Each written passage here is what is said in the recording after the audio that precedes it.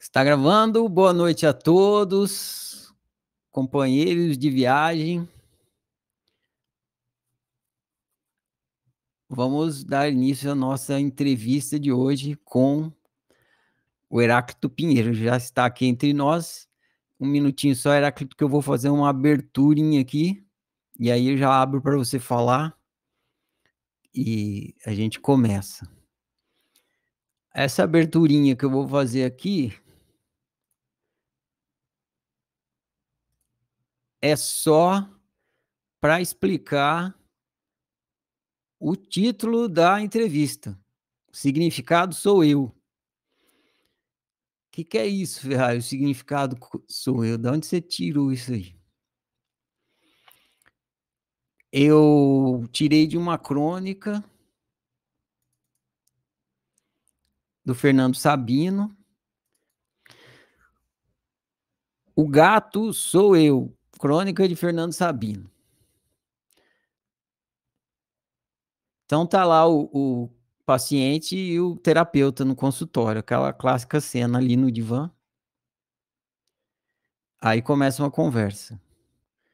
Aí então eu sonhei que tinha acordado, mas continuei dormindo. Continuou dormindo? Continuei dormindo e sonhando.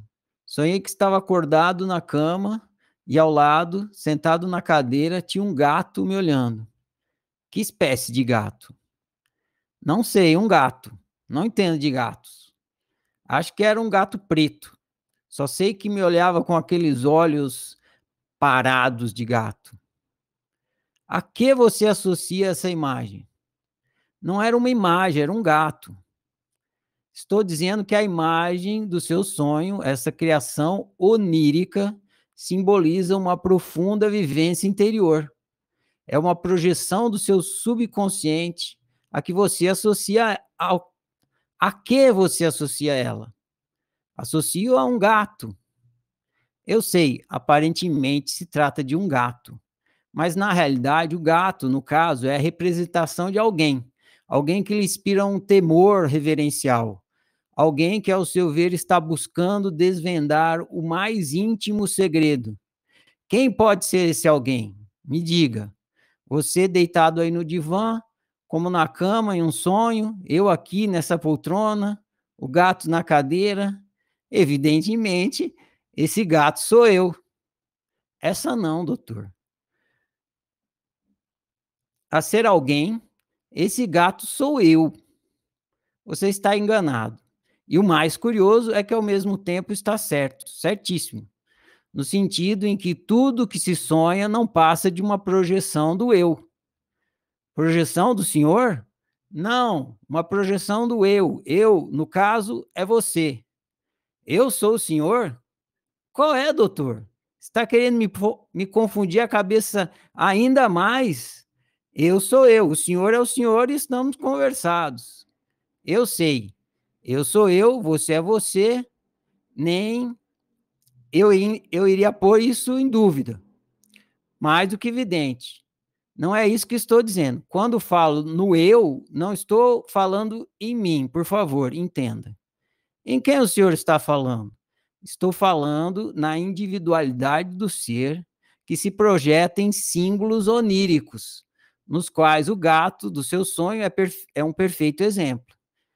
E o papel que você atribui ao gato de fiscalizá-lo o tempo todo, sem tirar os olhos de você, é o mesmo que atribui a mim. Por isso, o que eu digo, o gato sou eu, absolutamente.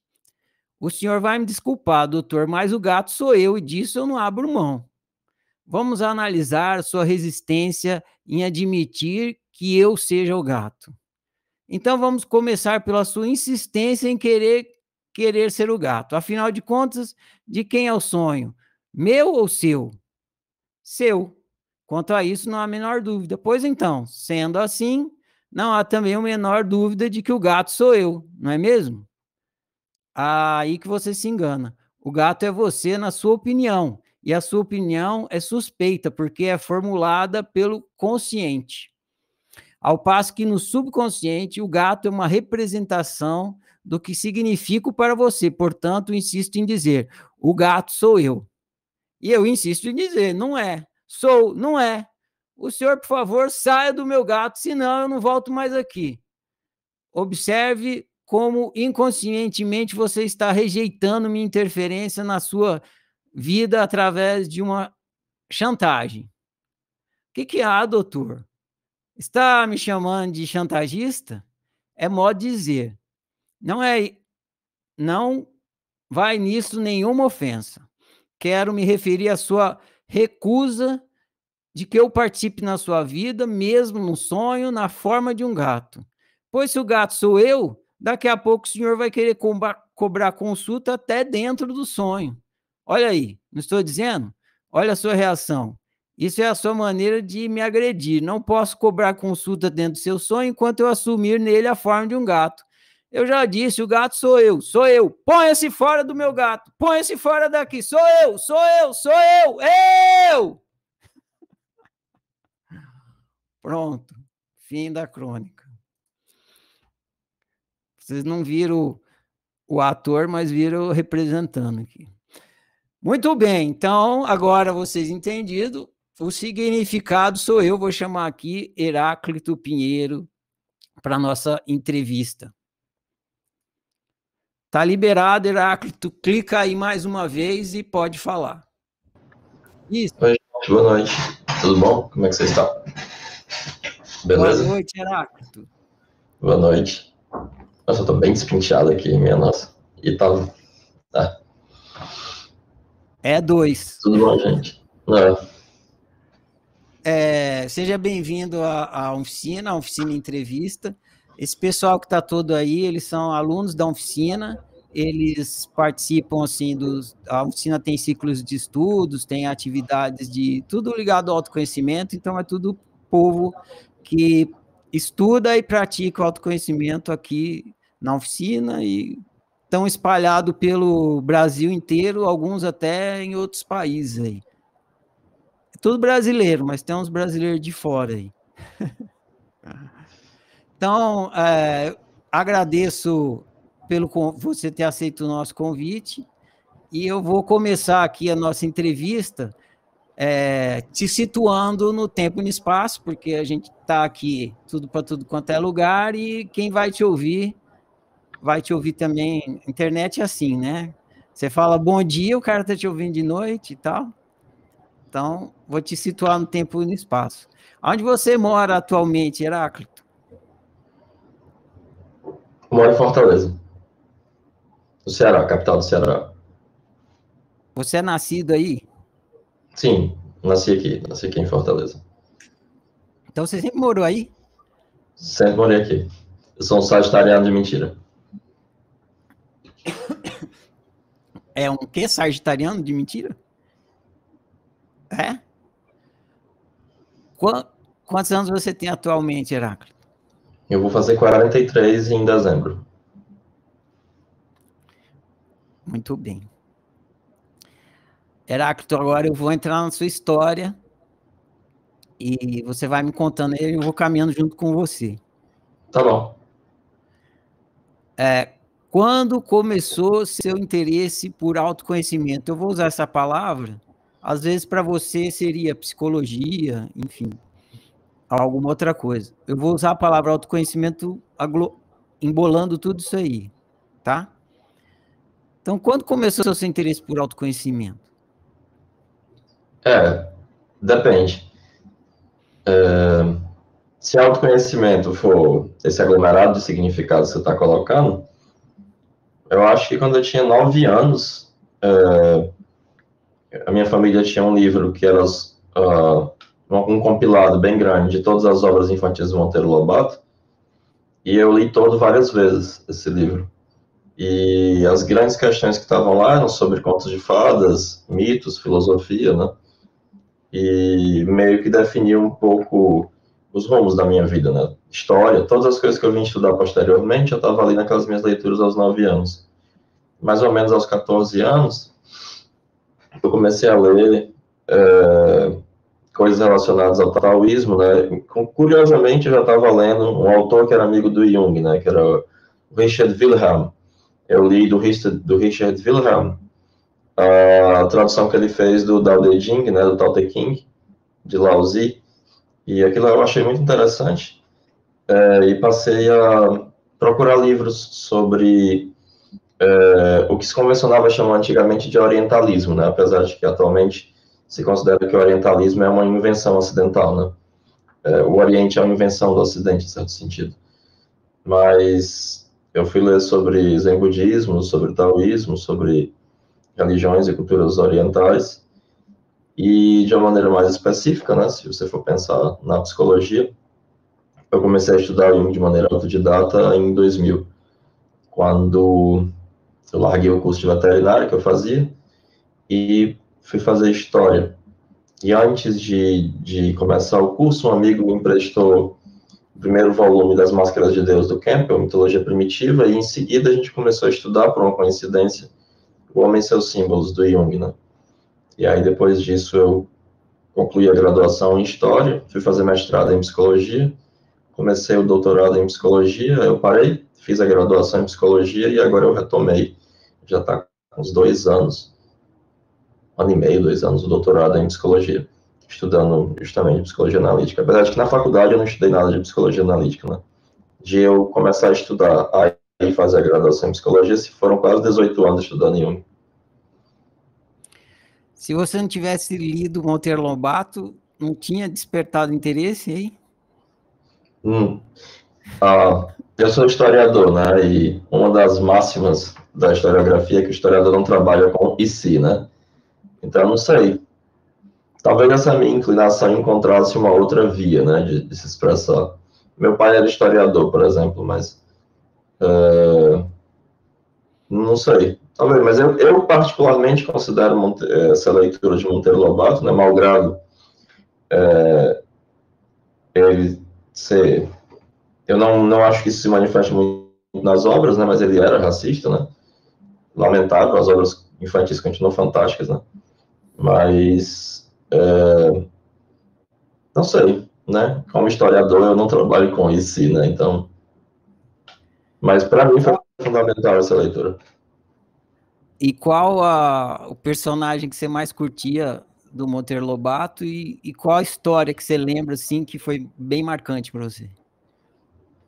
Eu li muitas vezes, né? Eu lembro de quase todas as histórias, mas eu gostava particularmente dos 12 Trabalhos de Hércules e da história em que o Minotauro, porque nessa história em particular, né, vão todos do sítio do Pica-Pau Amarelo para a Grécia Antiga, no século de Péricles, né, o século V, e eles têm um encontro com os filósofos gregos da época, né, com Platão, Sócrates, Aristóteles, né, e Péricles, Aspásia, e tem a oportunidade de ter conversas com essas pessoas, né, então é bem interessante. E foram personagens que posteriormente eu estudei em maior profundidade, mas que já tinham familiaridade em virtude dessas histórias. Esse aí do Minotauro eu lembro, cara, foi sensacional. Tá lá no fundo da minha memória, mas você trouxe agora, voltou. Foi ótimo mesmo. Eu lembro assistindo lá no sítio do Pica-Pau a filmagem. Eu li antes de assistir, mas eu assisti também. Seu nome, Heráclito, você que citou os gregos aí, seu nome, Heráclito, tem alguma história assim? Tem. As pessoas pensam que é porque meu pai é historiador, professor universitário, mas não tem a ver com isso, né? O meu bisavô era um judeu italiano, casado com uma espanhola, que veio para o Brasil no começo do século XX, e ele se chamava Heráclito. E quando eu nasci no aniversário de morte dele, né? Ele morreu em 17 de dezembro, eu não sei o ano, e eu nasci em 17 de dezembro de 78. E aí, em homenagem ao pai, o meu avô colocou o nome de Heráclito, que é um nome que eu gosto muito, por sinal. Nunca cheguei a conhecer meu bisavô, mas agradeço pelo nome interessante. Eu sei que você luta karatê ou judô. Eu faço algumas artes marciais, judô entre elas. Tem a ver com você ter começado a ler cultura, taoísmo, coisa oriental? Pior que não. Isso aconteceu porque a minha mãe era fã do Bruce Lee. E aí, quando eu tinha 9 anos de idade, ela me colocou para praticar judô. Tá certo. Então, mas obviamente depois isso trouxe um sabor especial à prática de artes marciais, né? Então você é judeu. Sou. E você foi criado na cultura judia? A minha família é dividida. Tem gente que é, tem gente que não é. Então, quando eu fiquei maior, eu decidi por mim mesmo abraçar a cultura dos meus ancestrais. E com que idade que você começou assim a entrar na cultura judia? Eu não lembro, eu sou péssimo com datas. Eu lembro poucas datas. Eu sou um historiador que sei datas de coisas, mas da minha vida eu não sei. Eu tenho quase Mas, uma dislexia com datas. mas foi na juventude? Foi na juventude? Sim, sim, foi na juventude. Tá bom. Beleza. No caso da psicologia, assim, você lembra qual foi o gatilho que falou assim, nossa, eu tenho que ver o que tem aí nessa coisa de psicologia? Eu estudava japonês, fazia um curso de japonês na UES em 2000. E, e o amigo fazia psicologia à época, né? E ele tinha acabado de ler O Homem e Seus Símbolos, ele estava muito empolgado com essa leitura. E o meu irmão tinha acabado de entrar na psicologia na mesma faculdade que ele fazia, a UFC. Ele emprestou O Homem e Seus Símbolos para o meu irmão e ele não leu. Só que estava lá dando bobeira e eu li. E aí eu encontrei com ele à noite no curso de japonês e eu comentei com ele o que eu tinha achado. Ele ficou muito espantado com o fato de ter entendido tanto do livro e me chamou para estudar juntos. E foi isso. Eu nunca mais parei de estudar. O que me encantou não foi a psicologia, né? Porque a psicologia não existe. É uma psicologia no singular, né? Não existe um paradigma unificado da psicologia. Você tem várias psicologias com objetos, métodos e epistemologias muito diversas, né? Em particular, me chamou a atenção a psicologia do Jung. Eu não tenho nenhum interesse por nenhuma outra psicologia, a não ser na perspectiva de epistemólogo e de historiador da ciência, né? Uma das áreas que eu me dedico é a história da psicologia. Então, mas fora desse escopo, né, me interessa de maneira quase que exclusiva a psicologia de Jung. Tem uns termos que você usa que eu vou pedir para você traduzir para o povo aqui, porque eles não estão acostumados. Epistemologia é um deles. Você traduz aí para gente? Episteme é um termo aristotélico que significa conhecimento correto, que é diferente do grego doxa, que é opinião. Então, episteme seria um conhecimento justificado, né? E logos pode ser tanto palavra, né, como no começo do Gênesis, como no começo da tradução grega do Gênesis, né? Como estudo, tratado de ciência ou pensamento. Então, a epistemologia é o estudo do conhecimento, é o estudo de como é que é possível conhecer, é até onde é possível conhecer, como se conhece e o que justifica um conhecimento, né? O que faz aquele conhecimento ser verdadeiro e não falso, o que é a verdade, o que é a epistemologia, ela é um ramo da filosofia, mas ela tem ela é razoavelmente independente da filosofia, né? Ela conversa com a filosofia da ciência e ela é um estudo para você entender por que determinadas afirmações são válidas e outras não, por que determinado conhecimento pode pretender o estatuto de verdade e outros não. Beleza, valeu, Heráclito. Quais os autores, assim, nessa sua jornada até aí? Você já falou Monteiro Lobato, claro, Jung, mas quais os autores que te marcaram, assim? Eu trabalho com alguns autores, né? Eu trabalho com Jung, dentro desse campo junguiano, eu trabalho com vários autores da primeira geração de junguianos, que trabalharam diretamente com Jung, como Marlis von Franz, Barbara Hanna, a esposa do Jung, Emma Jung, Tony Wolff, dessa primeira geração ainda, acho que basicamente, Esther Hard eu também estudo.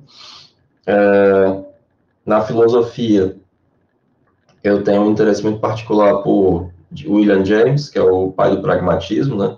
Eu mesmo me considero um pragmatista. Kant, Schopenhauer, Eduardo von Hartmann. Eu tenho um interesse por Aristóteles, nesse sentido de estudos filosóficos. Na mitologia comparada, né, que é uma outra área que eu estudo bastante, eu li quase tudo do Campbell, Heinrich Zimmer, que também trabalhou com Jung, né, é um estudioso de sânscrito e de mitologia indiana. E de maneira mais próxima a esses autores, né? Em epistemologia, né? Popper, Bachelard, Prigogine, Feyerabend, basicamente esses. Acho que Thomas Kuhn também são os autores que eu tenho mais familiaridade. Mas especificamente o Jung, assim, eu também tenho alguma leitura de Freud e Lacan, mas mais numa perspectiva de compreender a epistemologia desses autores do que propriamente entendê-los realmente. Né? Na história da psicologia, eu me interesso por dois autores principais, né? Sonu Chandazani, que é um autor contemporâneo da Universidade de Londres, e Henri Ellenberger, que foi um historiador e psiquiatra canadense. Valeu. Ó, percorremos aqui o comecinho da sua história. Agora eu vou entrar em questões de autoconhecimento. Claro. Alberto, eu não sei se fala Camus, eu falo Camus, eu já vi gente falando Camus. Camus. Mas, é Camus? Albert Camus. Né? Alberto Camus diz que só existe um problema filosófico realmente sério, o suicídio. Julgar se a vida vale ou não vale a pena ser vivida. Você concorda com isso? Se não, qual é o problema filosófico mais fundamental para você? O Camus era um existencialista, né? Ele faz parte do movimento filosófico do existencialismo francês, junto com o Sartre, Jean-Paul Sartre. Ele depois tem uma querela pública ruidosa com o Sartre e abandona o movimento existencialista, né? Eu não concordo com o existencialismo, mas eu tendo a pensar na afirmação de Albert Camus como relevante, né? Uma das grandes questões ao que o Jung se propõe não é se a vida vale a pena ou não ser vivida, mas que tipo de vida vale a pena ser vivido, né? Então, a resposta para o Jung é uma vida dotada de sentido, né? Que as menores coisas com sentido, elas são mais valiosas ou mais importantes do que as maiores, mais grandiosas coisas sem sentido, né? Então, um dos temas aos quais eu me debruço para estudar, não numa perspectiva especificamente filosófica, mas psicológica, é do sentido e do significado, né? Que pode se colocar nessas questões mais dramáticas, né? Qual é o sentido da minha vida, ou se a minha vida vale a pena ser vivida ou não, né? E essa questão, ela pode ser perseguida de maneira filosófica, de maneira teológica, religiosa, de maneira psicológica. A resposta do Jung é uma resposta psicológica, que abre espaço para uma formulação individual, né? Não à toa você está falando aqui de autoconhecimento, né? Porque uma das questões que o Jung vai colocar, porque é o sentido da sua vida, né? Não o sentido da vida, né? É que uma resposta coletiva nunca vai poder substituir uma resposta individual, né? Ninguém vai poder, ou nenhuma resposta coletiva vai substituir uma formulação possível daquilo que você considera o sentido da sua vida, né? Então, por mais que essa seja uma questão de fundamental importância filosófica, ela a formulação filosófica dela não resolve a questão individual do sentido da vida de cada um. Beleza, vou prosseguir aqui no autoconhecimento. São perguntas de definições, algumas que eu vou te fazer aqui, principalmente aqui no começo. O que é ser humano? Não faço a menor ideia. Eu preciso te dizer que muitas das perguntas que eu vou te fazer são perguntas que me fazem, né? Então, eu estou aproveitando para ver as respostas dos outros também. Tá. O que é autoconhecimento? O Jung, ele define autoconhecimento em um livro muito interessante chamado Presente e Futuro, né? Por quê? Porque ele vai dizer que o autoconhecimento não é o conhecimento do eu e dos seus conteúdos, mas o conhecimento do fator irracional, existencial e inalienável, que é o inconsciente. Então, um autoconhecimento não seria um conhecimento da personalidade consciente, mas daquilo que é oriundo do inconsciente. E ele vai se perguntar, nesse livro, se é possível um autoconhecimento a partir de um balizamento teórico, né? Ele vai dizer que não. Porque justamente o autoconhecimento ele se dirige ao sujeito, né? Que é uma irregularidade relativa. E o conhecimento ele vai dar conta de aspectos gerais e estatísticos, né? A ciência ela vai ter uma perspectiva estatística e ele vai usar uma alegoria interessante para criticar o método estatístico. Ele não critica nem abandona a ciência, ele não abandona a ciência, mas ele estabelece uma crítica a partir de um ponto de vista psicológico, né? Ou pelo menos uma ciência que seja puramente estatística. Ele vai dizer, olha, você pode saber que o tamanho médio dos seixos de um rio é 3 centímetros. E se decepcionar após recolher 100 seixos e nenhum ter 3 centímetros, porque a média ela é um valor abstrato que pode não ocorrer nenhuma vez na realidade. Então, ele vai dizer que o conhecimento estatístico ele dá uma visão de mundo racional, porém irreal, e que a realidade absoluta se caracteriza pela absoluta irracionalidade. Então, nenhuma perspectiva teórica a priori ela pode dar conta da perspectiva de que você terá autoconhecimento, né? E ele faz uma distinção psicológica entre conhecimento e compreensão, né? O conhecimento se dirigiria para o geral, enquanto a compreensão, em alemão, Verstehen, ela se dirigiria ao individual. Então, em certo sentido, o autoconhecimento é o conhecimento de uma individualidade, mas partes importantes e fundamentais dessa individualidade jazem nas sombras do inconsciente, né? Então, o conhecimento do meio social, o conhecimento teórico, né? Ele não é capaz de substituir o mergulho no próprio inconsciente ou o confronto moral com os conteúdos do inconsciente. Tá, beleza. Você meio que respondeu minhas duas próximas perguntas, mas eu vou fazer mesmo assim. Se você for mais pontual, aí você não responde minhas próximas perguntas, mas tudo bem. Para que serve o autoconhecimento? Ele vai depender de pessoa para pessoa. O autoconhecimento ele não tem uma serventia a priori. O que você vai descobrir, que é individual, ele vai ter uma serventia para cada pessoa, porque você vai descobrir algo da sua individualidade. Então, não tem como dizer a priori para que serve o autoconhecimento. Eu estaria traindo a noção junguiana de autoconhecimento se eu dissesse a priori para que serve o autoconhecimento. Porque aí eu estaria estabelecendo uma noção teórica de autoconhecimento. E o autoconhecimento, como você vai mergulhar no seu próprio inconsciente, né? Você vai descobrir algo que vai ter uma serventia para você e talvez para a humanidade. A rigor, a única formulação abstrata que eu poderia dar sem trair essa concepção seria dizer que o autoconhecimento serve para você ser você. Beleza. Então, quando o indivíduo adquire autoconhecimento, ele vai ser mais ele, digamos assim. Sim. Entendi. Tá aí respondido. Você também já respondeu, mas vou perguntar também. Como se pratica, ou entre aspas, produz, né? Como se pratica, como se produz autoconhecimento? Eu não sei.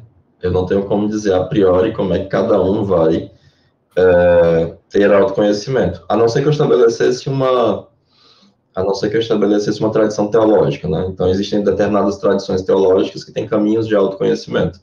O budismo é um caminho de autoconhecimento, o taoísmo é um caminho de autoconhecimento. Nessa perspectiva, né, se a gente abranger bastante o que é o autoconhecimento e alargar o termo, né, mas provavelmente existem tantos caminhos para o autoconhecimento quanto existem pessoas, né? Tá, entendi, mas não tem como a gente falar em todos esses, a gente pega todos e fala em todos esses, a essência da prática é tal.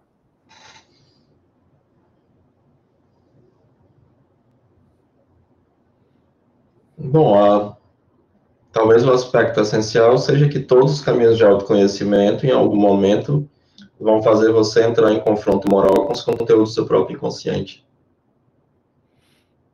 Beleza. Temos aí uma resposta. Heráclito, estou investigando você, o seu pensamento, tá?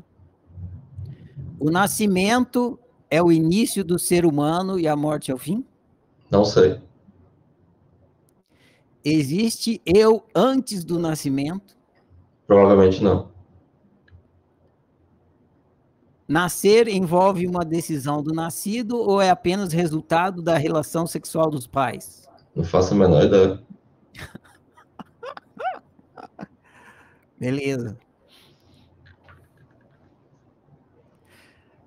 Tem a ver com isso aqui também. Cada ser humano possui, desde o nascimento, uma individualidade física, que chamamos de corpo. Sim. Meu corpo, seu corpo, o corpo dele, etc. É só isso ou tem mais? Um ser humano já nasce com outras características individuais além do corpo? Já. A individualidade física corresponde a uma individualidade psíquica. Só que essa individualidade psíquica não é imediatamente expressa. Ela é, em larga medida, inconsciente.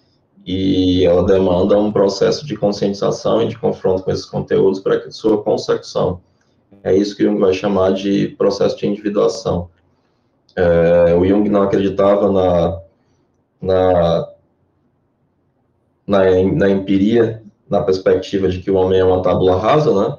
Ele se inclinaria mais para uma perspectiva do Leibniz, né? Apesar de ele também não ser um racionalista, na noção de que há pelo menos um aspecto estrutural da psique que vai ter uma relação dialética com o ambiente e que, assim como o corpo possui inclinações, algumas pessoas são mais aptas para jogar basquete, outras para correr, outras para praticar artes marciais, sei lá, ou para música. A psique, ela também vai ter determinadas inclinações e elas correspondem à individualidade física. A grande questão é que a individualidade física, ela é expressa e a individualidade psíquica, em larga medida, é inexpressa. Beleza, era justamente isso que eu queria ouvir de você. Isso que eu estava questionando. Outro passo aqui. O que é consciência? Eu não sei. Eu só sei como ela funciona. Vou rodear, então, já que você respondeu, não sei. A consciência é o cérebro em funcionamento? Não. Desde o final do século XIX que se tenta fazer essa redução do dado psíquico a causas materiais, só que isso nunca foi possível. Os transtornos mentais dão uma prova eloquente disso, isso desde o final do século XIX. No final do século XIX, existe uma corrente chamada... meu Deus, tá fechando aqui, eu tenho que mexer de vez em quando o mouse para não... Por algum motivo, esse aplicativo ele não sinaliza para o meu computador que está acontecendo alguma coisa. Entendi. Mas aqui a gente continua te ouvindo na sequência. Tá.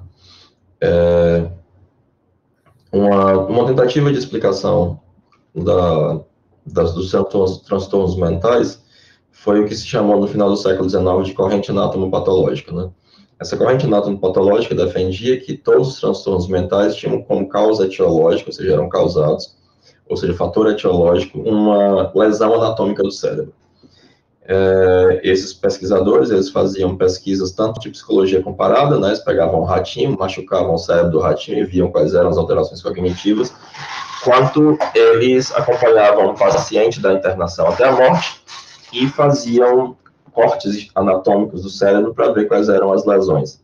Eles tiveram um enorme sucesso e descobriram, por exemplo, que a demência paralítica, que era uma causa muito importante de internações na Europa, cerca de 29% dos asilados na Europa eram internados com demência paralítica, ela era causada por um vírus, uma forma neurológica da sífilis. A grande questão é que, a despeito do seu sucesso, o grande campo das psiconeuroses, especificamente a histeria, né, a neurastemia, como era chamado na época, etc., mas em especial a histeria, ela não era redutível a uma causalidade física, né? Ela não era, a rigor, uma doença. E isso leva os médicos a compreenderem, de maneira forçosa, pela experiência, que a psique é um fator etiológico ao lado de uma bactéria, da hereditariedade, e que havia uma etiologia, ou seja, uma causalidade desses fenômenos que era psíquica. E essa tentativa de redução do psico a algo de saboroso do cérebro nunca levou a nada. O Jung até falava quem achar que a psique é algo saboroso do cérebro, você fala na energia psíquica, deve se contentar com os magros resultados de uma psicofisiologia, né? Os magros resultados psicológicos de uma psicofisiologia. Então, para o Jung, há uma relação entre a psique e a fisiologia do cérebro, que ele não sabe qual é, não sabe se é uma relação de paralelismo, etc. Mas ele vai dizer que a psique não é um epifenômeno, ou seja, ela não é um fenômeno derivado do cérebro, ela não é algo de saboroso no cérebro. Então, ele vai apontar um argumento epistemológico interessante. Ele fala isso no volume 8 das Obras Completas, Natureza da Psique, que, olha, se a psique ela for um epifenômeno, o cérebro, mesmo nos seus aspectos mais elementares, vamos pensar nos neurotransmissores, ele possui determinadas qualidades. Os neurotransmissores, eles ocupam lugar no espaço, eles têm forma, eles têm peso, e aí a psique, os sentimentos, os pensamentos, eles deveriam ter as mesmas qualidades. Eles deveriam ter forma, eles deveriam ter peso, eles deveriam ocupar lugar no espaço, e eles não ocupam. Onde é que ficam os seus pensamentos do seu cérebro? Onde é que ficam as suas emoções? Eles possuem eles são qualitativamente diferentes. Então, uma derivação não pode produzir um negócio com qualidades completamente diferentes. Então, para o Jung, ele vai ter uma perspectiva similar, por exemplo, a de Henri Bergson, né, quando ele vai dizer, olha, que há uma relação entre a psique e o cérebro, é evidente, mas achar que o cérebro causa a psique é como achar que o cabide causa o casaco, né? Isso é completamente equivocado, né? Então, nunca se conseguiu. Os neurocientistas até hoje perseguem essa quimera, a maioria porque são burros, né? Mas você me perguntava o que é a consciência, né? A natureza da consciência é um mistério, né? É impossível discernir quais sejam os limites da consciência, o que é a natureza da consciência. A psicologia não se interessa por questões ontológicas, né? Questões de essência, de natureza. Isso aí seria mais uma pergunta para a filosofia da mente. Porém, o que interessa a psicologia é como a consciência funciona, a maneira como ela atua e as maneiras como ela pode ser ajudada ou modificada, digamos assim. Beleza, a gente vai entrar agora mais no funcionamento, mas eu precisava ter essas respostas suas para saber, né? Ter sua posição. Então, entrando agora um pouco, ainda em posicionamento, mas entrando já no funcionamento. A experiência de ser humano tem um propósito ou não há lógica nenhuma em ser humano, apenas somos e por sermos vivemos uma experiência humana? Não sei. O Campbell, por exemplo, teoriza que o sentido da existência é existir, né? Qual é o sentido de uma pulga, né? Provavelmente o universo não possui sentido algum, o que não quer dizer que você não possa constituir um sentido. O Jung ele não vai se perguntar pelo sentido da existência, mas ele vai se perguntar pela possibilidade da experiência de sentido, que é uma pergunta sutilmente diferente, né? E da possibilidade da consecução de um sentido a partir do confronto dialético com os conteúdos do inconsciente, né? A pergunta, como é formulada em termos filosóficos, e como, em certo sentido, a minha base é kantiana, né? Eu tenho que responder que eu não sei. Se eu me baseasse em Schopenhauer, eu teria que dizer que não tem, né? Se eu fosse um Schopenhaueriano ou Nietzscheano, ou então se eu fosse um Nietzscheano, eu diria que o sentido, né, da existência é um mais poder, né? É o Wille für Macht, né, a vontade de poder. Na perspectiva junguiana, é possível a consecução de um sentido, ele é inclusive desejável, apesar de ser difícil, mas a pergunta em termos metafísicos, né, se a vida possui um sentido a priori, eu não sei não. Beleza, Heráclito. Agora, então, a gente sim vai entrar mais nas partes de funcionamento do ser humano. Minha primeira pergunta desse sentido é: por que o ser humano não é feliz? Eu também não sei. Talvez eu pudesse responder, né, pontualmente, porque alguns dos meus pacientes não são felizes, né? Sim, pode ser. Porque a infelicidade, né? Acho que é o Dostoiévski que fala que todas as famílias felizes são iguais, mas as famílias infelizes, cada um sofre a seu modo, né? Então, a infelicidade é algo muito multifacetado e com múltiplas causas, né? Como eu sou um pragmatista, eu não tendo a responder as questões, as grandes questões, com fórmulas abstratas, né? Mas com particulares, né? Eu poderia saber, se a gente conversasse, talvez, por que você é infeliz, se eu analisasse um dos seus sonhos, né? Mas a resposta de por que a humanidade é infeliz, eu poderia até pensar, né? Talvez, por que a humanidade na França do século XIX, do ano 45 ao ano 60, era infeliz, o que é que eles entendiam por infelicidade, né? Mas uma fórmula abstrata que abarcasse o ser humano nos seus quase, só para pensar na nossa civilização, né, 27 mil anos de civilização e talvez mais 1 milhão de anos de existência como raça, eu não saberia dizer, né? Algumas pessoas têm coisas que as fazem infelizes e outras pessoas, se tivessem essas mesmas coisas, por não ter essas coisas, são infelizes, né? Então, a infelicidade, ela tem a ver com a individualidade, né? O Jung tem um seminário muito importante, chamado Seminário Visões, que ele fala de um valor do sofrimento. Nessas visões, essa paciente, ela está diante de um gigante, e ele entende que esse gigante representa a sociedade, né? Mais ou menos como o Leviatã, do Hobbes, e ela já o tinha vencido, ele reaparece, e ela grita em sofrimento, e ele some. Que ele diz, quando você sofre, você é arremessado de volta a si mesmo. Porque é impossível sofrer de uma maneira que não seja a sua maneira, né? É impossível fingir que você está sofrendo da moda de outra pessoa, né?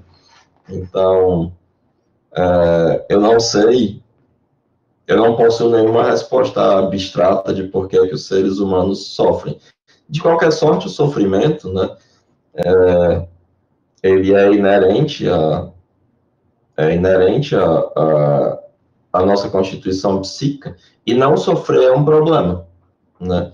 As pessoas que não sofrem, elas têm uma dificuldade para se constituir enquanto sujeito, né? Então,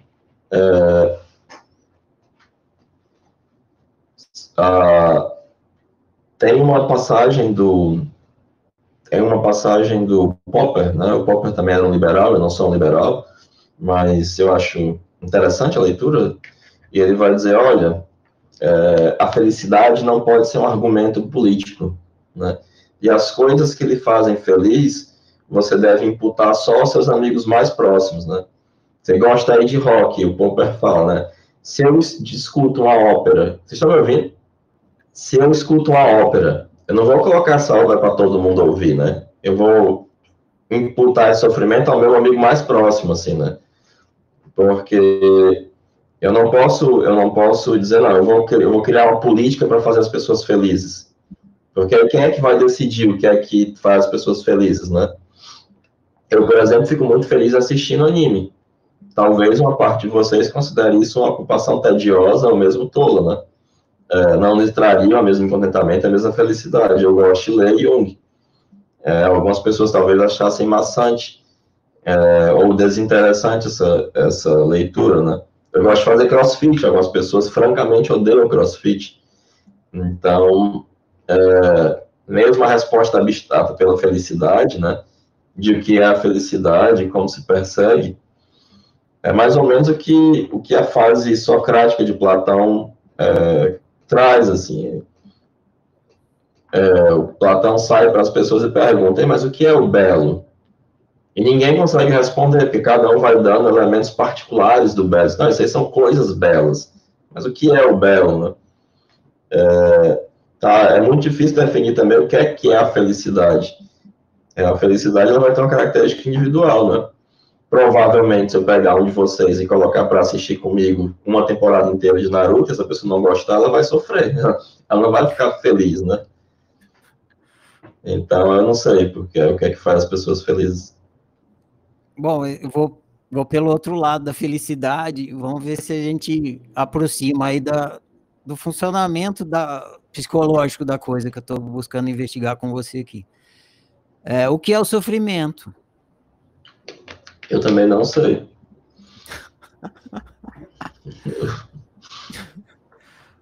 Eu não sei o que eu não tenho nenhuma resposta do que é que as coisas são. Eu só tenho uma resposta da maneira como elas funcionam ou do impacto que essas coisas são, né? Eu teria que ser um racionalista para lhe dar aqui fórmulas abstratas para lhe dizer o que é o sofrimento. Mas eu posso dar algumas fórmulas abstratas, se você quiser, né? Porque, por exemplo, para os budistas, o sofrimento é algo inerente causado pelos venenos da mente, né? Que eles chamam de kleshas. Então, sofre essas pessoas, e o sofrimento é basicamente causado pela ignorância. Né? Então, na perspectiva budista, você sofre porque você é ignorância, né? E no fundo, o sofrimento, assim como a felicidade, é uma ilusão. As duas coisas são ilusão, né?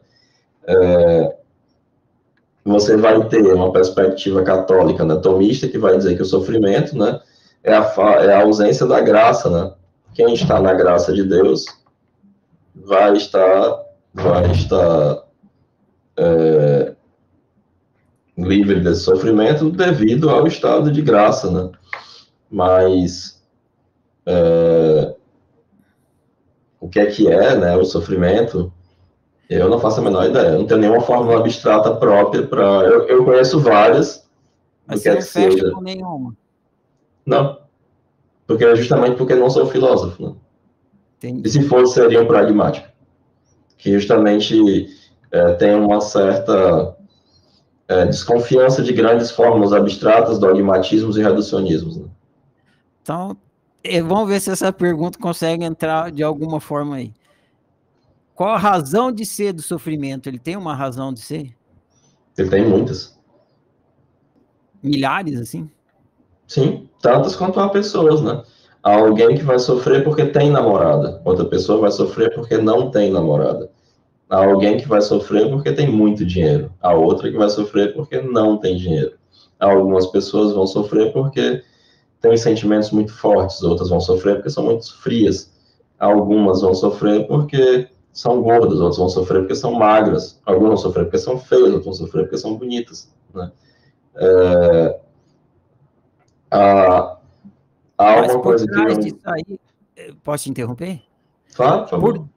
por trás disso aí não vai estar sempre a mesma coisa? Que é... Não sei. Creio que não. Duvido muito. Entendi. Isso tornaria o ser humano um negócio extremamente monótono, né? Se você fosse, por exemplo, estivesse conversando com o Freud, já ele diria, claro, é sempre a mesma coisa, é sempre sexualidade reprimida. Todas essas coisas que eu falei, na verdade, são formas do retorno do recalcado para expressar essa profunda insatisfação que jamais será preenchida desde que você abandona o seio materno e o seu destino é permanecer o resto da vida insatisfeito e tentando fazer com que as suas pulsões tenham algum destino, né? Eu não concordo com isso, porque eu não concordo com dogmatismos reducionistas. E eu acho que o ser humano é muito mais interessante e menos monótono do que acreditar que tudo é sexualidade. Até porque se você acredita que tudo é sexualidade, dialeticamente nada é sexualidade. Ela perde a característica própria, né? Se eu acredito que há uma única causa do sofrimento e ele se manifesta numa miríade de formas, seria muito estranho que houvesse, que essa única causa, né, fosse capaz de gerar tantas formas, né? Então ela seria nada também, né? Dialeticamente ela seria tudo e nada ao mesmo tempo. Obviamente, né? Por exemplo, Schopenhauer vai pensar no sofrimento justamente porque há uma vontade cega que existe no universo e que você não tem como dar conta disso e vai te fazer sofrer, né? Platão vai dizer que você sofre porque você não conhece o bom e o belo. Mas se você for capaz de usar seu intelecto para desvelar a verdade que você já sabe pitagoricamente desde que nasceu, por ter contemplado antes de nascer o bom e o belo nas esferas celestes, você não sofrerá. Eu, particularmente, não sou fã de grandes abstrações metafísicas, né? Então, eu acho que cada sofrimento deve ser investigado para se entender qual é a causa daquele sofrimento. Se fosse só uma causa, a psicologia seria uma coisa muito fácil, né? Porque eu já saberia essa causa e para todas as pessoas que chegassem no meu consultório, eu teria um remédio para uma causa. E como a prática clínica demonstra, as coisas não são assim tão simples. Seria ótimo se fosse, né? Empiricamente não é. Entendi, né? Você podia até botar a resposta na porta e o cara não precisava nem entrar. Nem bater na porta. Tá perfeito, Heráclito. Essa é a última pergunta sobre o sofrimento que eu quero fazer para encerrar o assunto. É possível não sofrer? Não. Beleza. E nem é desejável. Beleza. Você comentou isso também. Então agora eu vou para a parte da terapia, que eu acho que você vai ficar mais à vontade aí.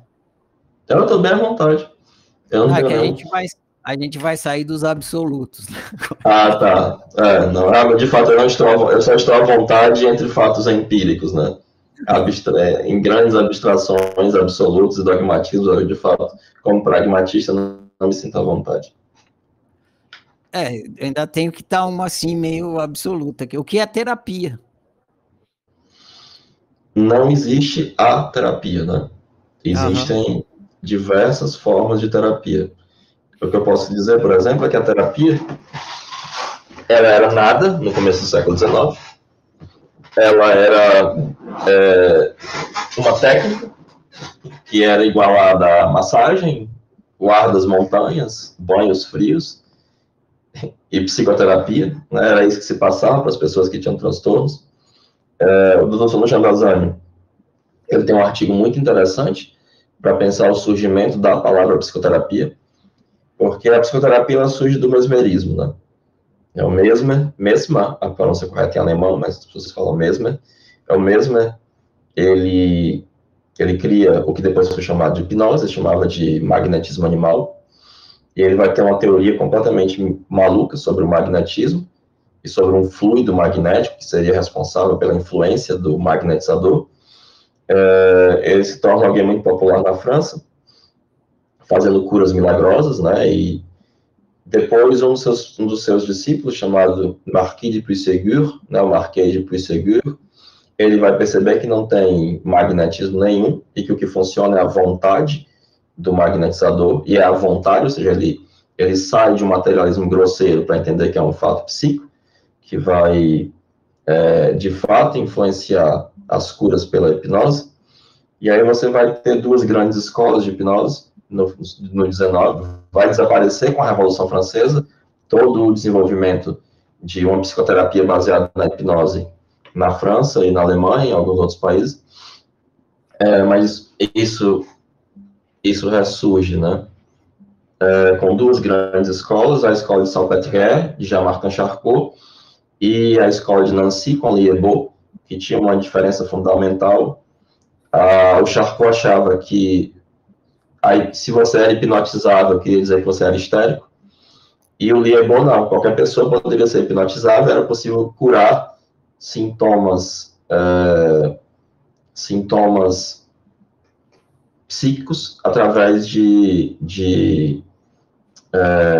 hipnose. E aí, no Salpêtrière, você vai ter o grande Pierre Janet, que é um dos primeiros a elaborar uma teoria psicodinâmica para compreender como acontecem as psiconeuroses. Ele vai influenciar profundamente o Jung. E no começo do século, né, no final do 19, começo do século 20, nem existia a palavra psicoterapia, mas falava-se em sugestão. Em hipnose, depois em sugestão. E na Holanda, 2 médicos abriram uma clínica de psicoterapia. E aí o termo é cunhado, né? E aí você vai ter várias possibilidades psicoterápicas antes do surgimento de Freud e Jung e Adler, né? Que são você já tinha, de uma certa maneira, o tratamento e as teorizações psicodinâmicas desenvolvidas por Pierre Janet. E você tinha a sugestão, o cueísmo, um monte de coisa. É um marco o aparecimento da psicanálise de Freud. A psicanálise de Freud, você poderia resumir que a terapia para ela, ou análise, ela vai partir de uma doutrina de que o coração de toda neurose é o complexo de Édipo, e o motor do tratamento é a transferência, e o fato de se estabelecer uma relação transferencial com o analista, com o psicoterapeuta, permite que haja uma remissão dos sintomas, né, um tratamento, ou o que seja, né, e que esses sintomas têm a ver com o drama familiar, com o fato de que a criança tem uma relação ambígua, ela ama o pai, mas deseja sexualmente a mãe, e por isso, apesar de amar o pai, quer matá-lo, e aí tudo gira em torno do que Freud vai chamar da rocha da castração. Você vai ter, por exemplo, Alfred Adler, que vai praticamente abandonar a noção de um inconsciente psíquico, de uma sexualidade, de uma resposta exclusiva, né, tudo é sexualidade, para uma resposta que também se baseava na concupiscência, né, de que tudo tem a ver com a vontade de poder, com a vontade de estar por cima, né, e com um protesto masculino, né, e ele vai fundar a psicologia individual. O Jung vai propor uma outra perspectiva, né, que sob a ótica dele subsumia tanto Freud quanto Adler, porque justamente ele vai imaginar que o inconsciente ele não é nem exclusivamente sexual, nem exclusivamente vontade de poder, como queria Adler.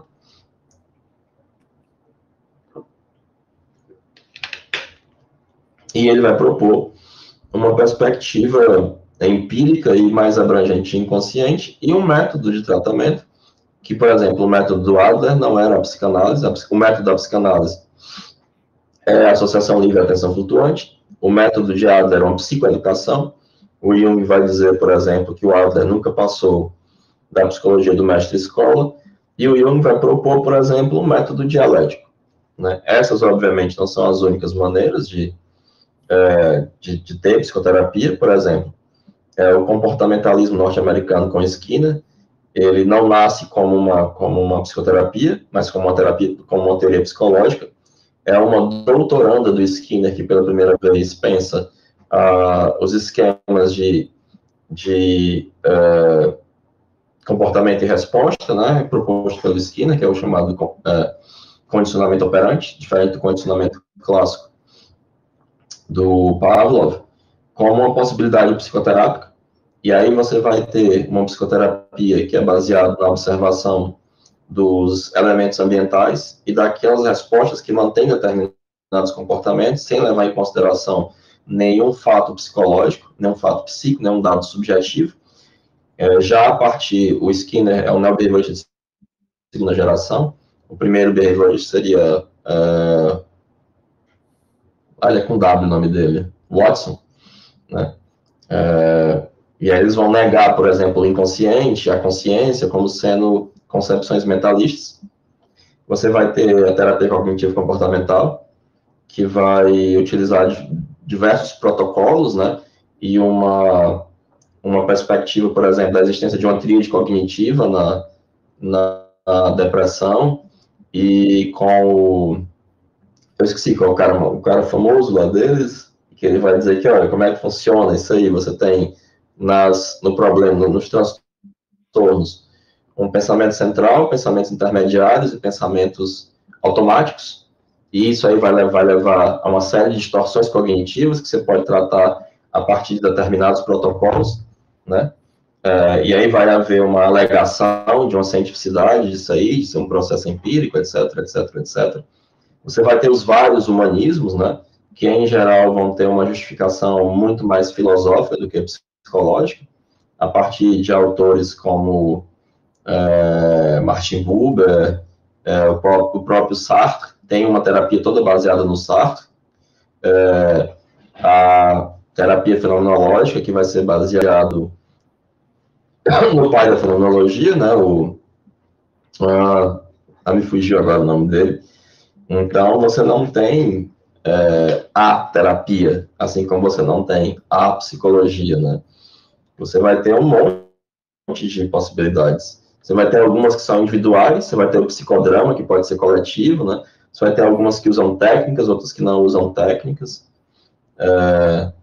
As que são mais comuns no Brasil seria mais ou menos a psicanálise, o psicodrama, dentro dos humanismos, o psicodrama, a atenção centrada no paciente, do Rogers, ou centrada na pessoa, né? Que aí tem toda uma modesta teorização acerca de como é que funciona o self, ideal self-actualization, né? As condições necessárias para se ter uma terapia, né, com aceitação incondicional do paciente, etc, etc, etc. A Gestalt, do Peirce, que nada tem a ver com a Gestalt, com a psicologia a teoria da Gestalt, na alemã. No campo do behaviorismo, né, você tem várias ondas de behaviorismo, né? Você tem as ondas da TCC, a terapia cognitiva, você tem a psicologia analítica, você tem a psicanálise. Dentro da psicanálise você vai ter Lacan, Bion, Melanie Klein. Então, eu não saberia dizer o que é psicoterapia, né? Mas, para não parecer chato, né, acho que fundamentalmente, quando Freud soube, né, da paciente, que é a Ana O, né, tratada por seu amigo Breuer, que usou com ela a hipnose da escola de Nancy, a Berta Pappenheim, que foi apelidada de Ana O para preservar a sua identidade, ela tinha uma afasia que fazia com que ela falava 5 idiomas, o idioma materno dela era o alemão, né, o Hochdeutsch, o alto alemão, e ela ficou só falando inglês. E aí, quando ela conversava, né, com o Breuer, ela ficava melhor dos sintomas. Então, ela disse, olha, isso aqui é uma talking cure. Isso é uma cura pela fala. Então, fundamentalmente, né, as terapias, elas são talking cure. Né, elas são curas pela fala. Legal, Heráclito. Você conhece a história do Herbert Viana, que ele, quando ele sofreu um acidente, ele também ficou falando inglês, ele não falava português? Sim, sim. É bem comum isso. Beleza. Mas no caso dele foi um dano neurológico mesmo. Ah, tá. Eu acho. Eu sei que essa próxima pergunta aqui é a vida inteira você explicando, mas se você conseguir falar em linhas gerais, assim, pouca coisa, para a gente ter uma noção. O que é a psicoterapia junguiana? Junguiana. Em alemão, desculpa, é porque eu estudo alemão e dói no meu ouvido ouvir errado. Ninguém tem a obrigação de falar alemão, não. Mas Jung, né? A pronúncia, o I pronuncia como o I, a psicoterapia junguiana. A psicoterapia junguiana é um procedimento dialético, que vai imaginar que a neurose, ela não se trata uma neurose, mas uma pessoa que tem uma neurose. Então, ela vai demandar como procedimento dialético, a totalidade do médico, a totalidade do paciente, é um diálogo, né, em que é um procedimento analítico. Um procedimento analítico é um procedimento que leva em consideração a hipótese de um inconsciente psíquico e que não é sugestivo, né. O Jung vai entender como analítico tudo aquilo que surge do confronto dialético entre a consciência e o inconsciente. Então, a psicoterapia junguiana, ela é um procedimento dialético que não utiliza nenhuma técnica, que não faz uso de sugestão e que leva em consideração a hipótese fundamental da existência de um inconsciente psíquico que demanda a totalidade da personalidade do médico e que não vai entender a neurose como algo simplesmente a ser expurgado, mas que o problema não está no inconsciente, mas sim na consciência e na atitude da consciência, e como a neurose é uma tentativa malfadada de cura, ela traz em si sua própria terapêutica, e ao invés de tentar abolir o sintoma, ele propõe um tratamento construtivo do sintoma, em que você vai tentar encontrar o sentido e o significado daquele sintoma, e a partir desse tratamento construtivo, recuperar na consciência a capacidade adaptativa da atitude consciente. Legal, cara. Agora eu vou para você aí na terapia. Por que você escolheu trabalhar com a psicologia junguiana e não outra? Eu não tive contato com nenhuma outra inicialmente, né? Eu tive contato com o Homem e seus Símbolos. Eu sempre gostei muito de história, né? Mas o difícil de história não é ler história, é fazer história. É ser um historiador. Depois que o livro está pronto, você lê e você entende, é fácil, né? Então, a psicologia do Jung era um desafio intelectual para mim. E só lendo Jung, eu tive alguns vislumbres laivos de compreensão das coisas que eu estudava no Tao Te Ching, por exemplo, e de uma série de outras possibilidades. Então, eu não me interessei por psicologia, eu me interessei por Jung, né? E isso estava certo para mim desde o começo. Eu fui capturado por isso, né? Provavelmente algo aí de um sentido inconsciente. E o sentido da minha vida passa pela psicologia analítica, certamente. O que você pensa e sente a respeito do Jung? Acho que ele foi um grande gênio. Marius von Franz fala que o Jung ele foi um homem como o Lao Tzu, é um gênio que nasce a cada 1000 anos, né? Ele é um autor profundamente incompreendido, mistificado e malversado. A maioria dos junguianos são idiotas e burros e não entendem absolutamente nada de Jung, é um bando de gente pateta. Inclusive a maioria dos pós-junguianos famosos. E há uma necessidade urgente de se compreender a obra do Jung, compreender seu método, porque ele é um método que tem uma capacidade maravilhosa de ajudar as pessoas. No que você discorda do Jung? Nada. Eu não sou ninguém para discordar do Jung. Jung era um gênio, e eu sou um carinha, um judeuzinho cearense que estuda Jung e tenta compreendê-lo, né? Discordar de um grande autor é um trabalho de uma vida inteira, né? Elaborar um pensamento original é um trabalho de uma vida inteira. Não é uma não é com um pensamentozinho leviano que eu vou discordar do Jung, né? Apesar de eu já ter uma obra, né?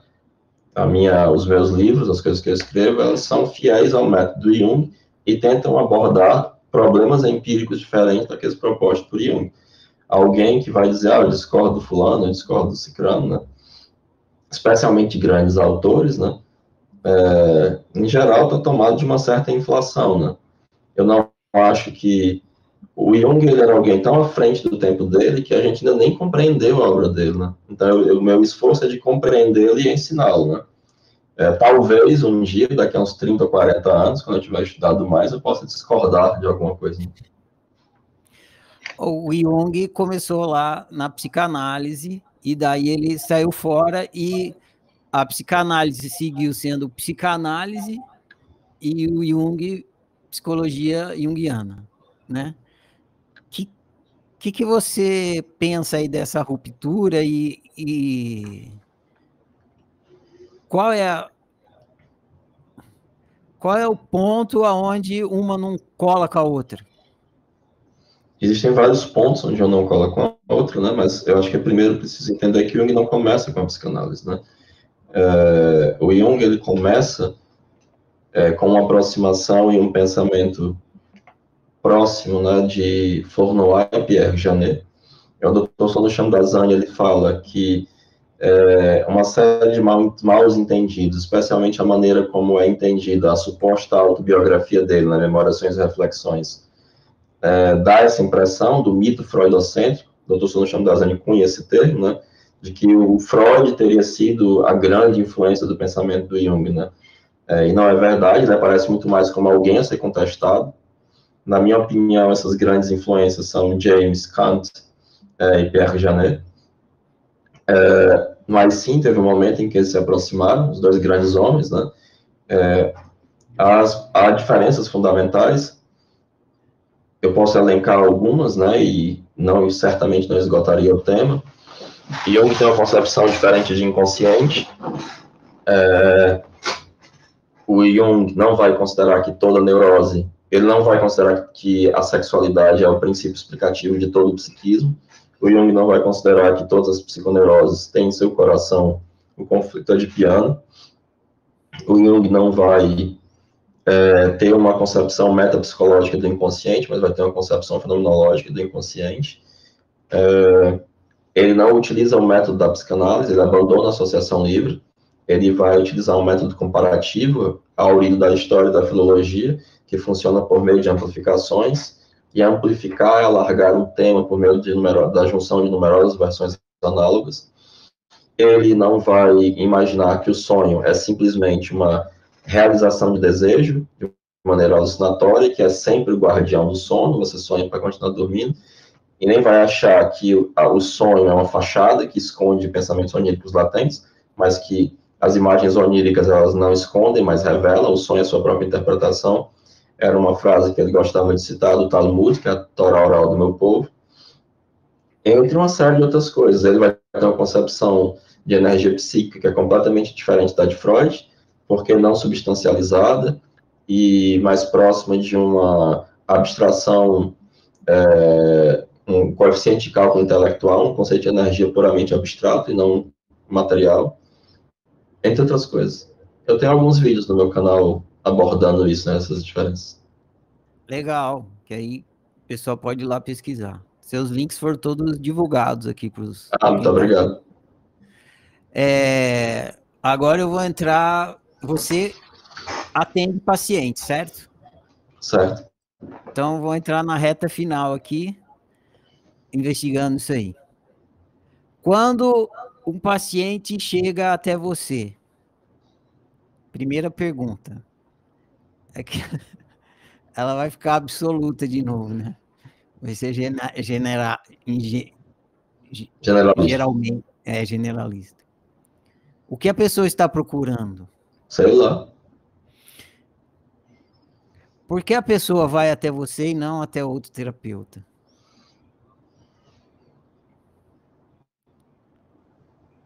Eu tenho algumas hipóteses, né? Eu sou razoavelmente conhecido, eu sou um intelectual razoavelmente reconhecido, eu sou bonito.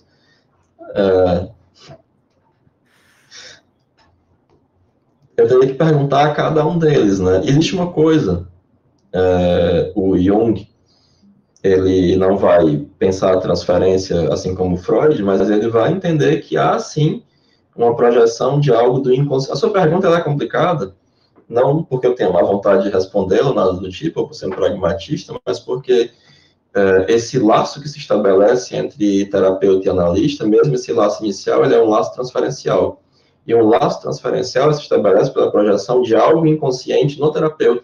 Então, no primeiro momento, eu não tenho como saber o que a pessoa viu em mim e nem ela. Ela provavelmente vai lhe dar as mesmas respostas racionais que eu dei aqui. Ah, ela é bonita, ela tem tatuagem. Ah, ele fala bem. Ah, ele é um intelectual. Ah, ele tem livros publicados. Ele tem um canal no YouTube, ele é engraçado. E nada disso pode ser a resposta, né? Porque esse laço é criado por um dado subterrâneo, né? E aí a gente só vai saber depois. Entendi, beleza. Essa aqui você tem como responder. Ah, Se bem que seu pragmatismo também vai fazer você me dar um outro chute na bunda aqui. Quando a pessoa chega no seu consultório, o que você faz com a pessoa? Eu não sei. Eu não tenho nenhuma resposta a priori. Como é um procedimento dialético, eu tenho que compreender essa pessoa dialeticamente a partir dos princípios próprios que regem a psicodinâmica dessa pessoa. Então, de maneira a priori, eu não tenho como lhe dizer o que é que eu vou fazer. A única coisa que eu vou dizer é que eu vou, basicamente, conversar com ela, né? Seja como for, né? Mas eu não posso... O Jung, ele vai propor, e essa é uma de suas mais radicais e importantes conceitos sobre a clínica, uma irracionalização dos objetivos em análise. Aquilo que torna a pessoa neurótica é algo de uma constelação inconsciente, logo desconhecida do médico e do paciente. Então, o objetivo da análise ele não é determinado pela consciência do médico ou pela consciência do paciente, mas por essa constelação subjetiva, que é um dado irracional e desconhecido. Então, eu não sei a priori qual é o sentido e o objetivo daquela análise, é o que nós vamos descobrir juntos. Beleza. Vamos ver se como é que vai ser a resposta dessa aqui. Por que ela continua voltando e não troca você por outro terapeuta? Porque eu sou um dos melhores terapeutas do Brasil. Aí essa veio a resposta na lata. Sou muito bom no que eu faço. Legal. E algumas pessoas ainda assim saem. Porque vão ter questões inconscientes e vão ter coisas que eu não vou dar conta. Que é uma outra pessoa, talvez nem tão boa quanto eu, mas essa pessoa vai dar conta. Porque a individualidade dela vai estar mais afim com aquele problema e com aquela individualidade. Vou te fazer a pergunta do Abu Janra. Você curtia assistir o Abu Janra? Gostava bastante, lamentei a morte dele. Curtia bastante também. A pergunta dele, final, era assim: tem alguma pergunta que eu não te fiz, você gostaria que eu tivesse feito para você?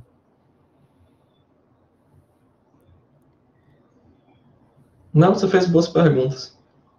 Eu estou satisfeito. Que bom, fico contente. Eu me esmerei aqui em fazer as perguntas. Então, se alguém tiver pergunta ao vivo aqui para o Heráclito, só levantar a mão que eu abro o microfone. Aí o pessoal fica tímido, tá vendo? Pode fazer, gente. Ele não vai morder, nem não come criancinha, né? Não. Vai preso, inclusive, quem faz isso. Isso aí. Ó, temos uma pergunta aqui do Jorge. Jorge, seu microfone está aberto, pode fazer sua pergunta. Oi, boa noite, Heráclito. Boa noite. Tudo bem? Tudo ótimo. Como é que você está? Tudo beleza. Eu vi você falando do Jung aí, como ele é tratado muitas vezes de forma distorcida, né?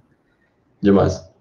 E eu conheço pouco, eu gosto bastante, assim, me interesso, mas nunca tive como me aprofundar. Já li um pouco do Homem e seus Símbolos e tal. Muito bom. Gosto de sonhos e me interesso bastante.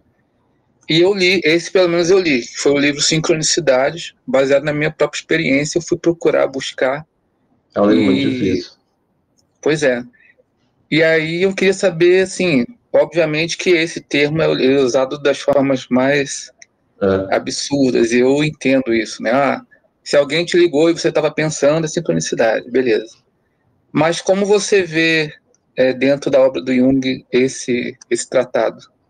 A sincronicidade ela é uma obra fundamental, é um elemento indispensável da epistemologia junguiana, né? Ou seja, da maneira como Jung justifica o próprio pensamento dele.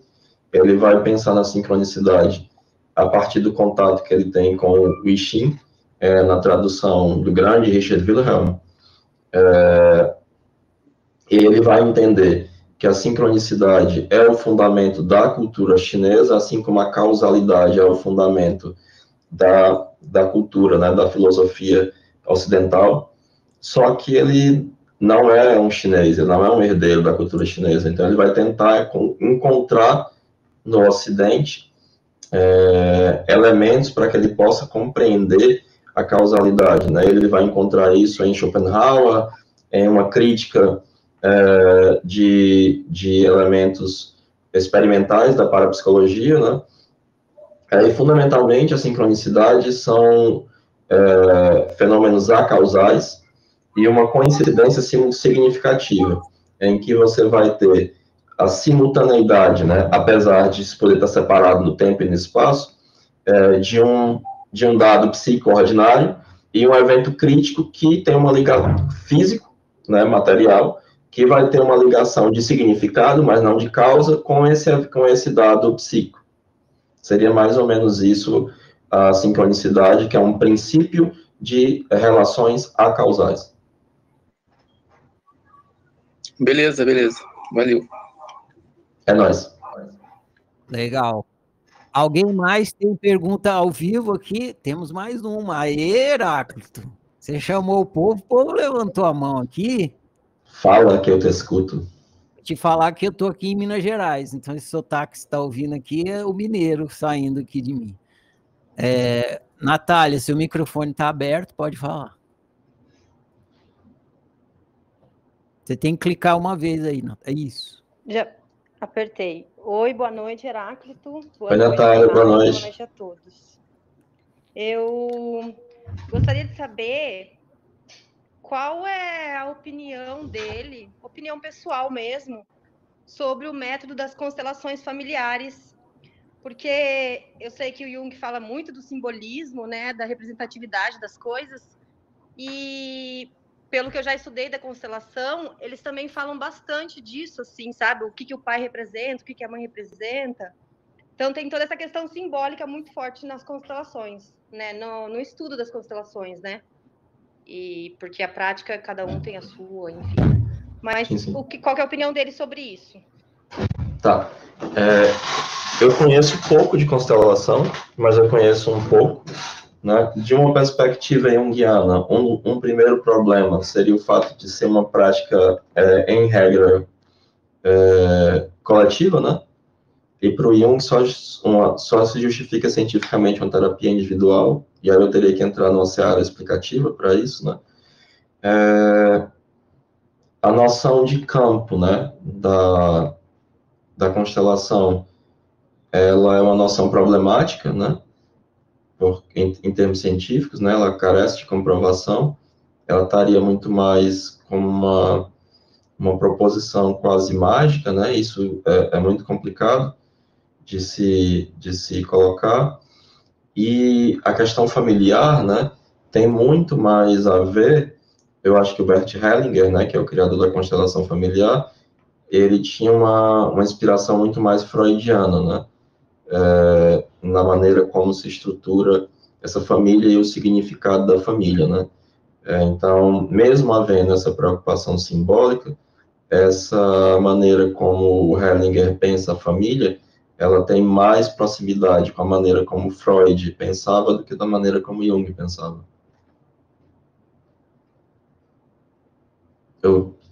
Mas assim, eu tenho que confessar, assim, a minha ignorância, né? Tome com grãos sados o que eu estou dizendo, porque eu não sou especialista em constelação, estudei pouco, né? Então, veja a minha opinião com suspeita, né? Não, mas é correto. Todos os textos que eu já li sobre algo relativo à psicologia, o Bert sempre cita o Freud mesmo. A mim parece Talvez que ele esteja mais próximo. Mas ele está mais afinado. Trabalha muito com o simbolismo das coisas, né? E aí, por isso que parece que poderia estar muito mais próximo de Jung, mas não mesmo. Por exemplo, eles falam que o pai representa o mundo exterior, que a mãe representa o mundo interno. Tem toda uma teoria muito... metafórica, não sei, representativa. Pois mas o Jung, ele tem uma noção regional de símbolo, né? E de simbolismo. Inclusive, ele vai criticar a noção freudiana de símbolo por não ser simbólica, mas semiótica, né? Porque todas as coisas significam sexualidade. Então, se eu já sei de antemão o que é que o pai significa, o mundo exterior, ou a mãe significa, né, a interioridade e tal, eu vou ter muito mais uma perspectiva alegórica, ou seja, uma substituição de algo por outro, do que, na perspectiva de Jung, um dado simbólico, né? Porque o simbólico, ele vai sempre apontar para fora de si mesmo, né? Ele vai ter uma relação transcendente, ele vai ser a melhor representação possível de um dado apenas pressentido, né? E não conscientizado. Então, nesse sentido, eu não vou saber o que é que o pai significa de antemão. E o significado dele vai estar em aberto, numa perspectiva junguiana, por exemplo.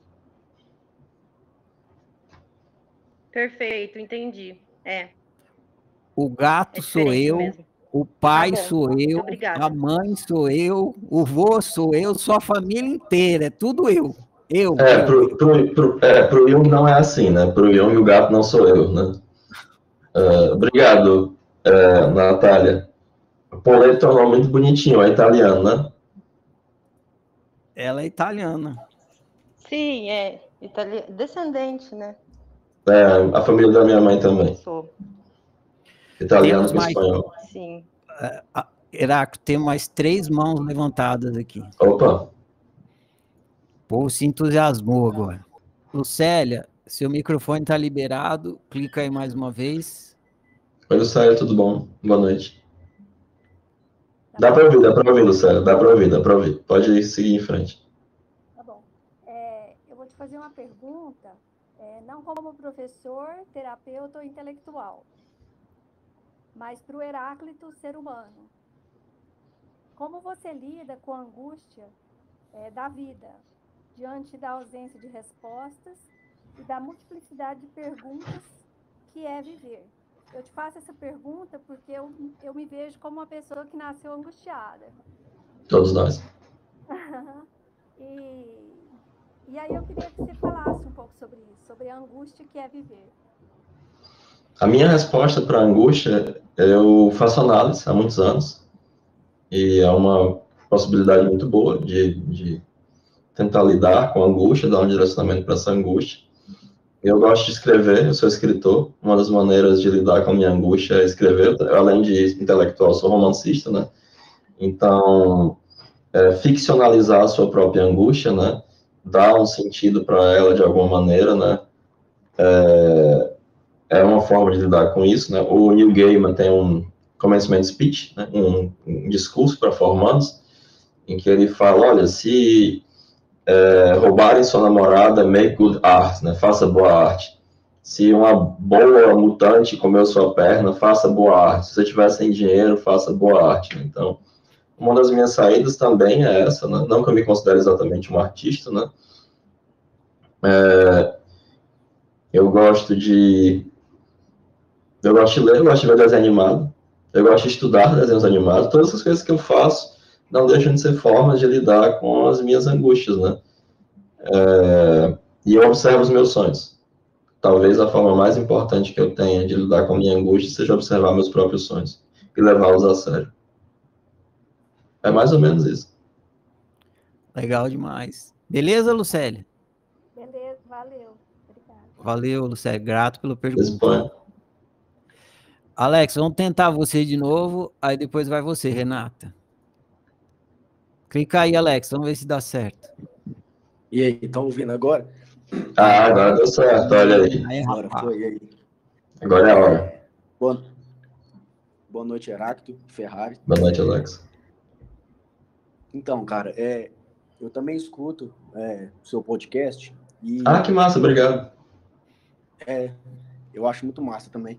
E tem um específico que ele me chamou a atenção, que você fala sobre ânima e ânimos. Aí, a minha dúvida é se o ser humano, ele é fadado a essa busca pela projeção inconsciente que ele faz pelo sexo oposto, né? O que falta nele, ou se é possível o ser humano ter essa integração, ele ter a completude da ânima e do ânimos em si. A aposta do Jung é que sim. E como fazer? Qual o caminho para ter essa integração? Se eu soubesse, eu estava rico. Como é que faz? Mas sim, a aposta do Jung é que sim, né? Que para o Jung, tudo que é genuinamente anímico é ambivalente, né?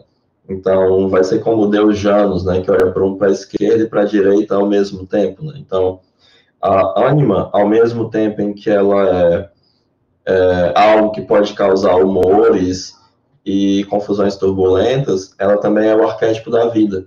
Ela é aquilo que faz com que você vive, que o homem viva a vida como se fosse uma aventura, né? Ela é uma doadora de sentido, além de ser um psicopompo, né? É aquilo que vai estabelecer uma relação entre, ela é uma função de relação entre a consciência e o inconsciente. Então, a partir dessa função de relação, ela permite que haja um sentido e que vida flua para a consciência, né? Agora, como fazer isso é um desafio individual, né? Alguns vão quebrar a cara, vão tomar uns chifres, outros vão estudar filosofia, outros vão se dedicar a alguma causa humanitária nobre, outros vão embarcar em alguma aventura e morrer, e na morte encontrar seu sentido, como o personagem de Thomas Mann na Montanha Mágica, né? Que encontra o sentido da vida dele ao resolver ir para a Primeira Guerra Mundial e morrer. Isso é individual, assim. Se eu soubesse e descobrisse uma fórmula abstrata para fazer isso, eu escreveria um livro e ficaria muito rico. E aí eu ia para as Bahamas no iate.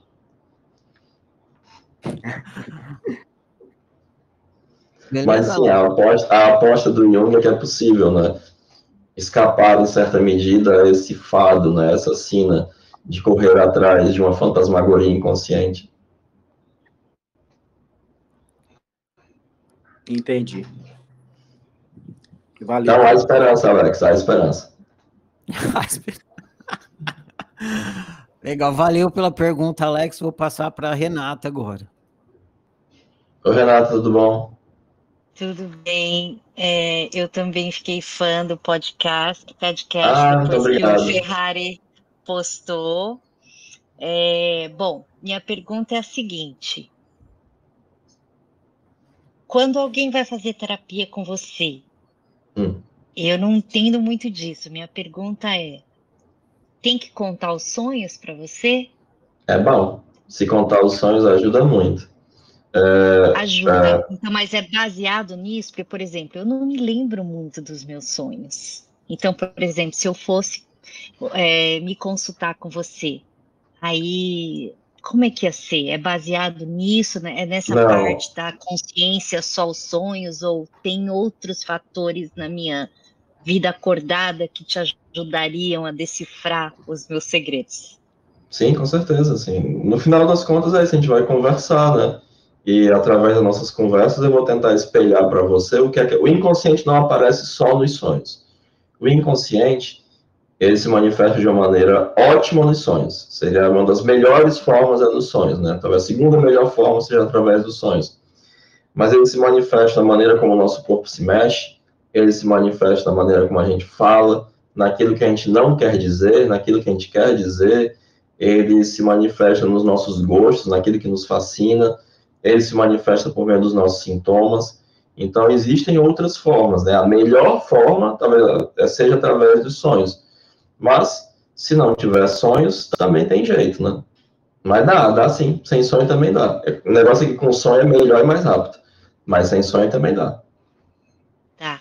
E você acha que todo mundo deveria fazer terapia? E o porquê? Agradeço a oportunidade. Claro que é isso, Renata. Estamos aqui para isso mesmo. Essa é uma pergunta difícil, né? Eu acho que todo mundo deveria ter a oportunidade e a possibilidade de fazer terapia, caso queira e caso sinta necessidade. Infelizmente, a terapia no nosso país é um país muito desigual, e a terapia é reservada a poucas pessoas, né? Torna-se uma coisa elitizada. Então, eu acho que o que deve ser facultado às pessoas, deveria ser facultado às pessoas é só a oportunidade. Todos deveriam ter a oportunidade, caso quisessem, caso sentissem necessidade, de fazer terapia, né? Porque nem todo mundo precisa, né? Algumas pessoas podem viver tranquilamente as suas vidinhas sem fazer terapia, sem mexer com o inconsciente, deixando o inconsciente quietinho lá.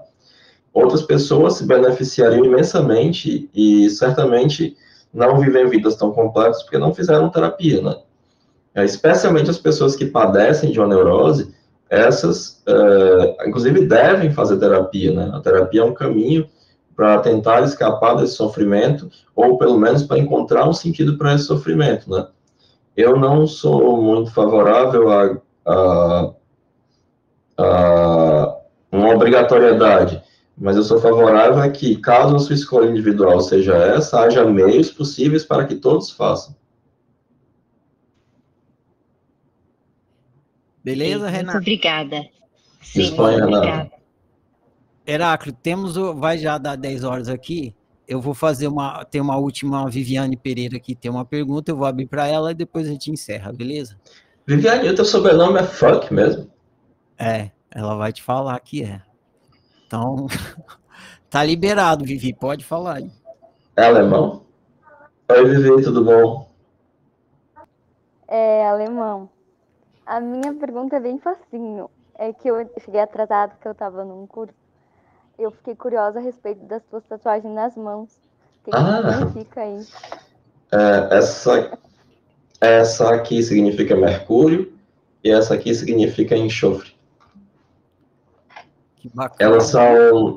Elas são símbolos alquímicos. Como Jung estuda alquimia, né, e a alquimia é uma parte muito importante, eu achei legal. Eles têm uma relação alquímica, esses dois elementos, né? E aí eu achei legal tatuar. E porque eu gosto de tatuagem, né? Antes eu só tinha tatuagem coberta, né? Aí resolvi, eu quero ser tatuado mesmo. Aí botei onde todo mundo pudesse ver. Mas são símbolos alquímicos, né? Entendi. Beleza. Beleza. Heráclito, mais uma vez, muito agradecido. Eu compartilho assim caminho aqui na... Que massa, eu que agradeço. Quando eu tô...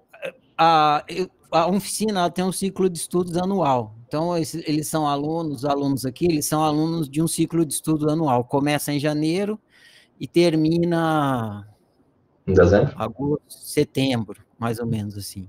Tem uma parte que tem vários livros na oficina, né? Eles estudam os livros, depois eles pegam o que foi estudado nos livros e aplicam para fazer autoanálise. Então, a ideia é que eles sejam analistas de si mesmos e esses estudos que eles fazem capacitem eles para se tornarem analistas de si mesmos. E quando a gente está no ciclo de estudos, tem temas que tem muito podcast que passa perto de um tema ou outro que a gente está estudando. Aí eu vou soltando esses podcasts assim, para dizer, esse podcast aqui tem a ver com o assunto dessa semana aqui, tem e tal. E eu soltei vários esse ano do Assim Caminha. Que massa, agradeço. E tem bastante a ver com o trabalho da oficina, várias coisas. Massa. Então, te agradeço demais você ter colaborado aqui, ter respondido a pergunta dos nossos colegas, companheiros aqui de jornada. Adorei conversar com você. Fiz perguntas assim de fundamento por causa que a proposta da oficina é entrar no entendimento do que é o ser humano. Se eu fosse resumir para você o que o trabalho da oficina faz? A oficina busca ajudar cada ser humano a entender o que é ser humano. É basicamente isso. Então, por isso que eu fiz essas perguntas de fundamento. Mas, então, retorno o convite para numa próxima oportunidade a gente entrar no ponto. Um que eu adorei e foi um dos motivos de eu ter te encontrado foi a questão da jornada do herói. A gente ia conversar mais fácil. Mas aí eu não ia conseguir tirar as coisas fundamentais. Então, a gente pavimentou para uma próxima conversa, assim. Vou pensar assim. Se você quiser deixar uma palavra final de alguma coisa que você quer falar para as pessoas entrarem em contato com você, claro que tem todos os seus contatos, já disponibilizei, mas fica à vontade aí. Gente, qualquer pessoa que quiser entrar em contato comigo, dar um alô, um oi, perguntar alguma coisa, eu estou à disposição. Eu ando meio ocupado, mas na medida do possível eu procuro sempre conversar com as pessoas, responder as pessoas. Tenho meu canal no YouTube, tenho meu Instagram, tenho Assim Caminha a Humanidade, que vocês já escutam, eu fico muito agradecido, muito obrigado por acompanharem lá. No meu canal tem muita coisa de psicologia analítica, de mitologia, cultura pop, né? E é isso, de vez em quando lançando uns cursos, eu ministro uma formação em psicologia junguiana no Instituto Delos. E tem outros cursos lá também, se vocês estiverem interessados, é só falar com a gente, entrar em contato. E é isso, muito obrigado. Obrigado por ouvirem o Assim Caminha. Vou dizer para a Paty que ela tem vários fãs por aqui. Então é isso. Valeu, gente. Muito obrigado. Valeu, Heráclito. Para quem for ouvir depois no podcast, eu vou colocar lá na descrição do podcast os seus links de contato também, tá bom? Tem os meus livros também, quem tiver interesse em psicologia junguiana, tem alguns livros que vocês encontram na Amazon sobre Jung. Bom demais. Então, Heráclito, mais uma vez grato a todo mundo que perguntou, todo mundo que compareceu aqui para conversar. Quarta-feira que vem, hoje foi quinta, a próxima é na quarta-feira. Hoje a gente conversou com o Heráclito sobre Jung. Na próxima é um freudiano, é o seu arqui-inimigo aí, Heráclito. O meu não, tem nada a ver com essa briga. Na briga, eu torço pela briga. Tô brincando. Então, quarta-feira que vem, temos uma outra entrevista, começa a divulgar aí logo depois que eu postar o podcast aqui. Grato a todos, bom demais, agradeço, grato pessoal, boa noite, tchau, prossigamos. Tchau, tchau.